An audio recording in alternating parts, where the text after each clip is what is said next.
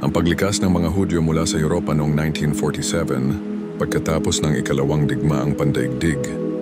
Bago pa man ang digmaan, ang pangingibang bansa ng mga Hudyo mula sa Alemanya at Austria ay tumaas ng husto at sa pagbangon ng Nazi sa kapangyarihan noong 1933. Pinangunahan ni Hitler at pinagpapatay ang mga Hudyo kung saan marami ang naghahanap ng kaligtasan sa mga kalapit na bansa.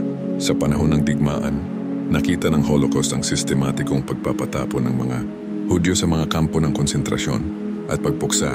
Pagkatapos ng digmaan, pinadali ng kilusang Briha ang malawakang pagligtas ng mga Hudyo papunta sa bansang Palestine, habang ang American Jewish Joint Distribution Committee at ang Jewish Agency of Palestine ay tumulong sa mga nakaligtas na Hudyo at pagtatatag ng Estado ng Israel noong 1948 ay nagbigay ng bagong kanlungan at inalis ang lahat ng mga paghihigpit sa imigrasyon ng mga Hudyo, at dito na nila unti-unti ang kinin ang Palestine mula noon hanggang ngayon.